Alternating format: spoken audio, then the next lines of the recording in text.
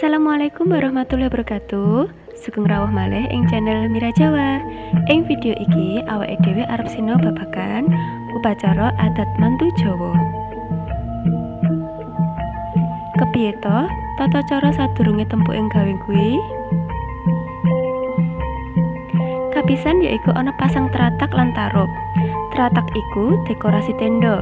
Dene tarup iku hiasan saka janur utawa godhong klapa sing isih enom. Dipajang minangka hiasan lawang kanggo mlebu. Lan pralambang menawa kulawarga nganakake adicara mantu. Janur kuning melengkung iku minangka kekarepan berkah lan makmur kanggo pengantin kayata nyuwun cahya marang Gusti Allah. Banjur ana kembar mayang. Kembar mayang iki digawe saka rerangkening oyot, gagang, godhong, kembang lan woh-wohan. Menehi kawicaksanan lan motivasi kanggo pengantin sajroning nglakoni omah-omah.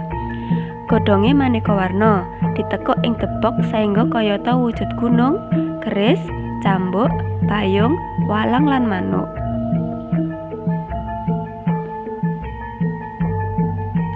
Sabanjure ana pasang tuwuhan. Tuwuhan iki ditata ing papan siraman.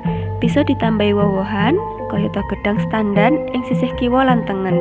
Minangka pangarep-arep supaya pengantin cepet anggone antuk momongan.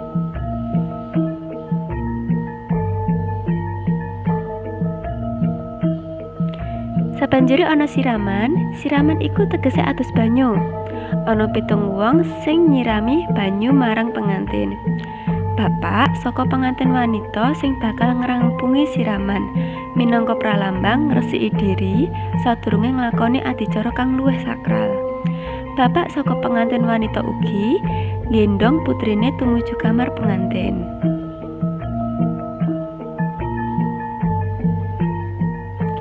Adol dawet iki minangka suguhan kanggo para tamu.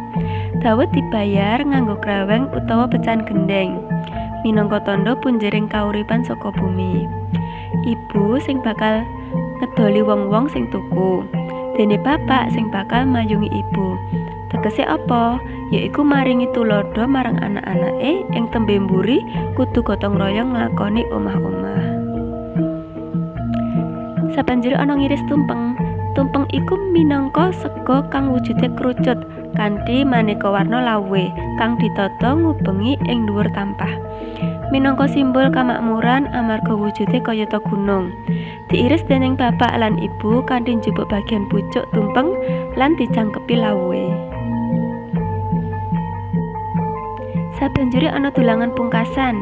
Dulangan pungkasan dening bapak lan ibu marang pengantin pratandha tanggung jawab pungkasan saka wong tuwa.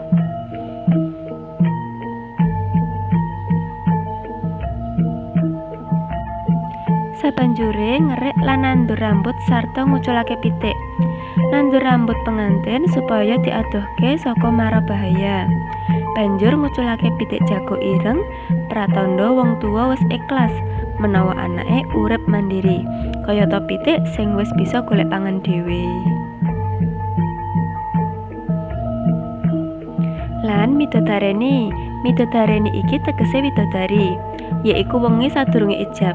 Minangka pangarep-ngarep yaiku pengantin wanita katon ayu kayata widodari. Pengantin wanita nemoni kulawarga amarga arep antuk pitutur babagan omah-omah.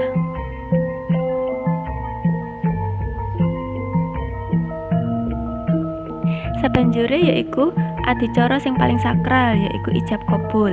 Ijab kabul kanggo ngresmikake pengantin kekalih kanthi agama.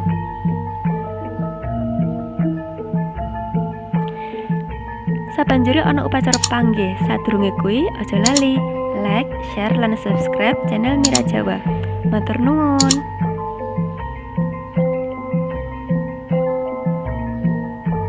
Upacara panggih diwiwiti kanthi balangan gantal.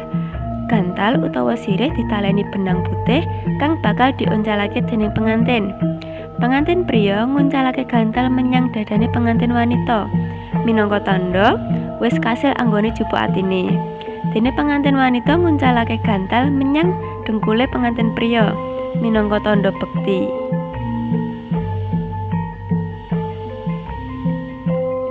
lan ngidak endhog.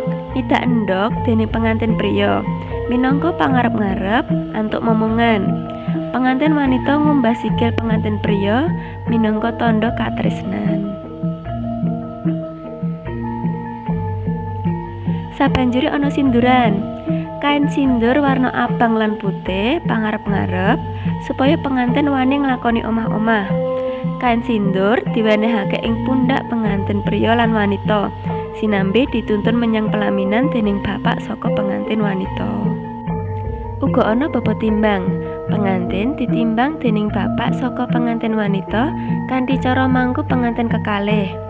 Banjur ibu saka pengantin wanita munggah panggung kanggo nakokake marang bapak sapa sing luwih abot antaraning pengantin kekalih. Bapak mangsuli menawa pengantin kekalih abote padha. Pitakonan kasebut minangka tandha menawi pengantin kekalih ngerti menawa ora ana bedane wong tuwa marang anake kabeh. Sabanjure ngombe rujak degan. Rujak degan iku digawe saka parutan klapa enom. Rujak degan diombe dening kabeh kulawarga. Diwiwiti saka bapak kanggo diterusake marang ibu, saengga diwenehake marang pengantin. Banyu degan kasebut minangka banyu suci kang bisa ngresiki rohani kabeh kulawarga.